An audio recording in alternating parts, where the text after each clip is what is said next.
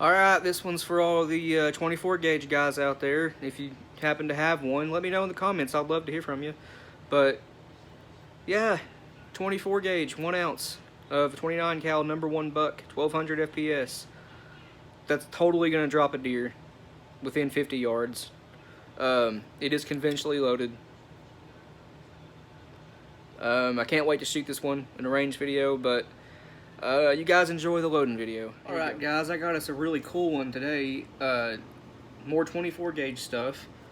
Now, I want to start off by saying 24 gauge buckshot and slugs too, from the factory, like factory loaded ammo, is non-existent. You can't buy it. You cannot go to any store or any place online and find factory 24 gauge or 32 gauge buckshot or slugs. It's only birdshot, and the factory loads are, to be honest, quite anemic. The 24 gauge standard factory load is 11/16 ounce, which is 410 3-inch shells. Now, I can take the 24 gauge all the way up to 1 ounce, at least 1 ounce, with Alliance steel, possibly blue dot and long shot to maybe even HS6. Haven't tested that one yet, but I'm 95% sure you can with blue dot and long shot. And the load we're doing today with Alliance steel is a load out of the Ballistic Products small bore manual. Now, it's not for 24 gauge, it's for 28 gauge. It's a 1 ounce 28 gauge load. I think it's 1200 FPS or 1250, I can't remember. But it uses 17 grains of Alliance steel. Now, this is 24 gauge, it's the next size up, so we're bumping the powder charge up by 1 grain to 1.5 grains. We're using, now, oh, I should mention the 28 gauge, the original load data for this is, the PSI is 11,700, I think it was. But since we're using the next size up bore, 24 gauge, it will drop the pressure by a good bit, but we're adding the extra grain of powder. This load might be hovering around 10.5 to 10.8 PSI. 10,800 is what I would guess it to be. Now, I don't have a way to test that. Neither does Precision Reloading or Ballistic Products that I know of. Actually, Ballistic Products might. But I did ask Precision Reloading if they could pressure test some 24 gauge and 32 gauge, and they told me that they don't have the means to do that. But I'm 100% confident in saying this load is well under SAMI specs for 24 gauge max pressure. So let's get started. Why not? I don't have any Euro size primer, so we're just going with, since my gun is a single shot, we're just going with the Winchester. It's a little bit loose in the hull, but not enough to matter. I can't load this on here. I don't know why I tried that. This is the 12 gauge press, which is what you'll need to fold crimp the, you can roll crimp this too if you want to, but if you want to fold crimp it, you'll need the 12 gauge press set up. Legal at all press.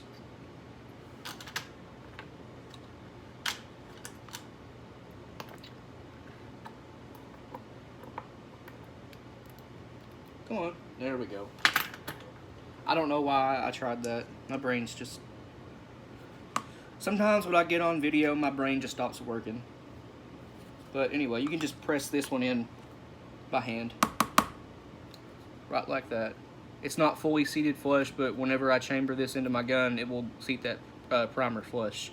And it is tight enough to where it's not going to come out when you fold crimp this or anything. So, like I mentioned earlier, we're going to need 18 to 18.5 grains of Alliance steel. I'm using 18 grains.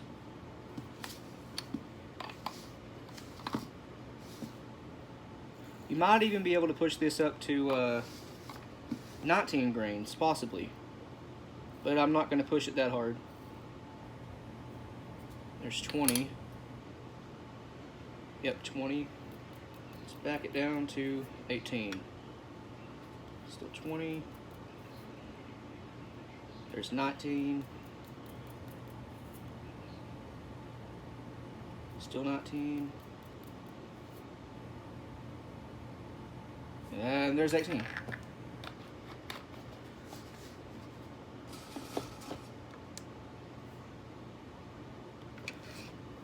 We're using 10 pellets of #1 Buckshot for a 1 ounce load, and it is buffered. The lead payload weight is 0.94 ounces. That's almost an ounce. Once you add the buffer, it is exactly 1 ounce. What you're going to want to do, this is the SG 24 wad, available from Ballistic Products. They're really cheap, $10.99 for 250. I'll show you what I'm doing here. The gas seal section of it, right here, that's all you'll need for this. It's just the gas seal and the first section up above it. Cut off the shot cup and the power piston section.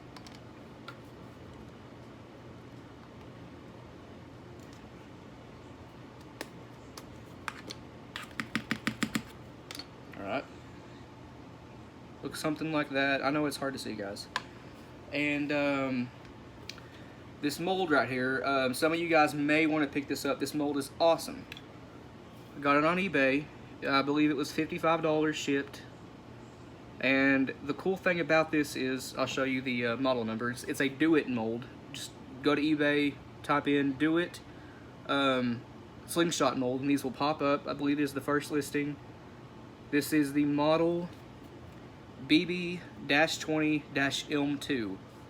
Again, BB-20-ILM2. Now, here's the really cool thing about it. You guys see that? This drops 11 pellets of #1 buck and 11 pellets of triple-aught buck, 29 cal and 36 caliber. That's two sizes I did not previously have, and this mold was again $55 shipped. I mean, you can't beat that. Two sizes, 11 pellets each time you cast,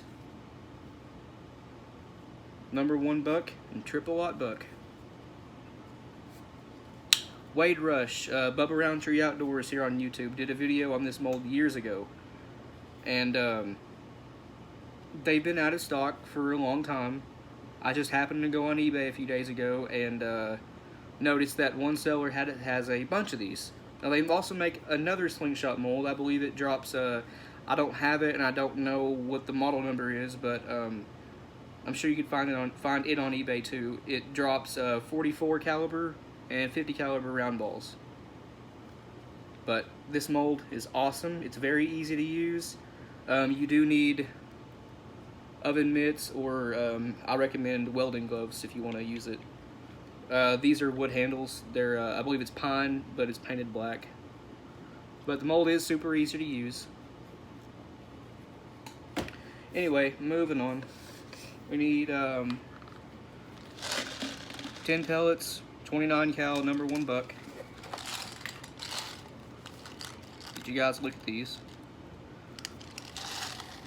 I have about 4 pounds molded up. Took me about, maybe an hour and a half. I did tumble them overnight. These had about 8 hours. I could go 12 and get a little bit more shininess on it, but I'm happy with that. That's all you really need. They're good and round. They have a nice glossy surface on it, and that's all you could really ask for.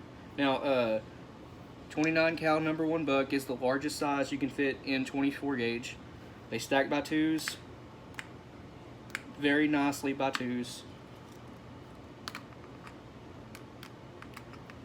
Oh, I lost count. Actually, I wasn't even counting. 1, 2, 3, 4, 5, 6, 7, 8, 9, and 10. 10 pellets comes up just below where you want the crimp to be, but that's okay because I'm going to add a little bit of paper towel on top of the pellets and the buffer for a little bit better of a crimp, and it's going to seal that buffer in. Where is my buffer? Right here. And guys, I'm still going with the mix number 47 buffer. I have I believe 2 more cans in my bedroom.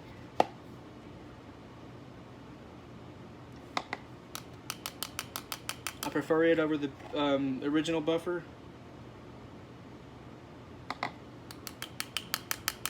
It seems to go a little bit farther. You can load more shells with the mix number 47 buffer. Because I had that original buffer for, I believe, a month, and the can went empty on me, and I've had this one for probably close to 3 months, and I still have, you guys can see it in there, maybe. Well, that's a bad example. Probably about an eighth of the can left, maybe a little bit more. If you're shopping around for buffer, I recommend mix number 47. It seems to give me the best patterns, the best results, and like I said, it seems to go a little bit farther than the original buffer. Now, like I said, we're going to need paper towel, or in this case, just something I have here. I replaced the 9-volt battery in a guitar earlier, so we're just going to use the cardboard from the batteries as an overshot card.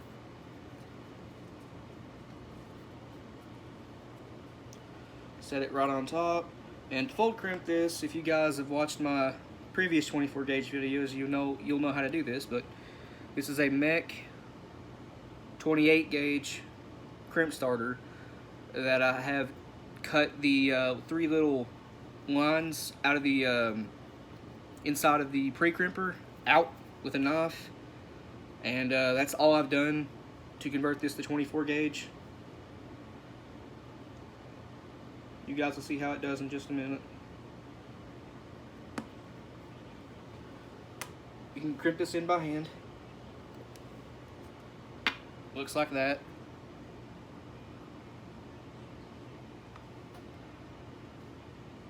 That's quite a nice job.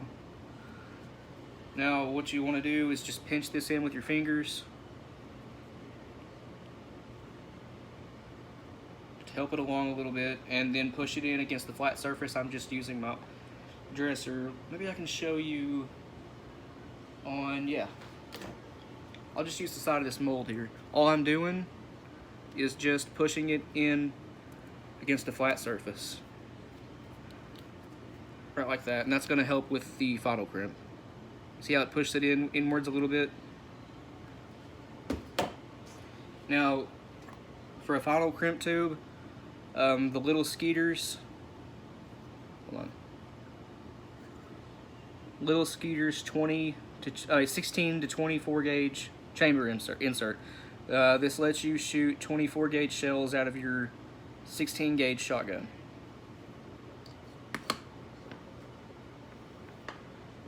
You're going to need your primer door off your press. Set it over the hole where you put your primers in to reprime your 16 gauge shells. Or actually, this is the 12 gauge press. There's a hole in there. This is a really old Winchester silver AA. Original AA, not the HS. Cool holes. But anyway, like I said, primer door over where the hole where the primers go, and then we're using the primer seating punch on the press to fold crimp the shell. It just happens to fit 24 gauge perfectly. And a little bit more pressure. That's good. I'm going to use a screwdriver just to push the shell out. Got a really nice crimp on that.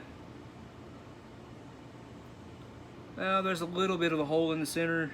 That's okay. That cardboard in there is going to prevent the buffer from leaking out. Yeah. Now I could also take some clear nail polish and seal that, just like Wade Rush does. Actually, I may do that. But that's that. This is a 1 ounce number 29 cal number 1 buck 24 gauge load at roughly 1200 FPS. I will be pattern testing this for you guys in a future video. Yeah, we're just gonna go ahead and throw a little bit of clear nail polish on there, because why not? I have it on hand.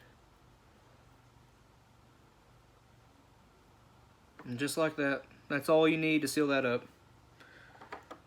I've been using this stuff a lot, especially on the 24 gauge shells, and sometimes on the 32 gauge, where they're not, you know, conventionally fold crimped. I'm having to do a bunch of workarounds to get it to work.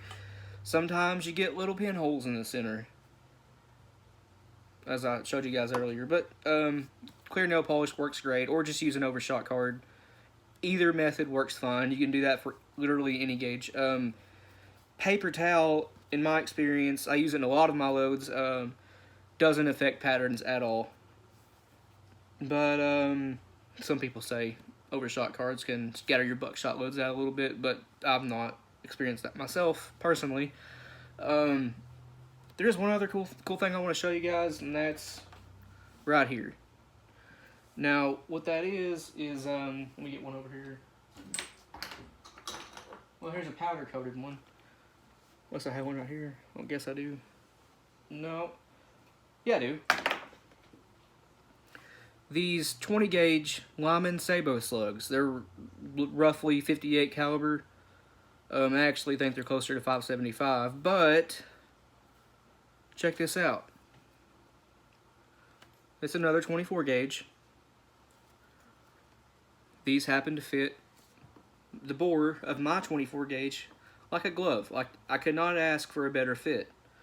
So, got one of these loaded up with some HS6, and these weigh 4/5 of an ounce, which is 0.80. I used a powder charge of HS6 for 7/8 ounce at 1285 FPS, and I bumped it up 2 grains. I'm using 21 grains of HS6, 4/5 ounce slug, fit to the bore. Like I said, you can't ask for a better fit than what these are in my 24 gauge. And I'm going to say that's driving this slug at 1300 FPS. I will be doing a video shooting this load and the slugs. I have 2 of them loaded up. I can load up a few more. I will load up a few more of these too. Do a video shooting these and see how they do. I plan on doing a range compilation video where, you know, me and Josh just shoot various random loads I have. Nothing in particular, no theme to the video, like, say, 16 gauge buckshot or 10 gauge buckshot, something like that. No, this video will just be just random things I loaded up, various different shotguns, different gauges. Should be a fun video. But I guess that about wraps this video up, you guys. Thanks for watching. You got any questions, comments, leave it in the comments. I'll get back to you. I read all the comments. I reply to just about everyone. But yeah, let me know what you think. And tune in to the next one. Thanks for watching, and I'll see you later.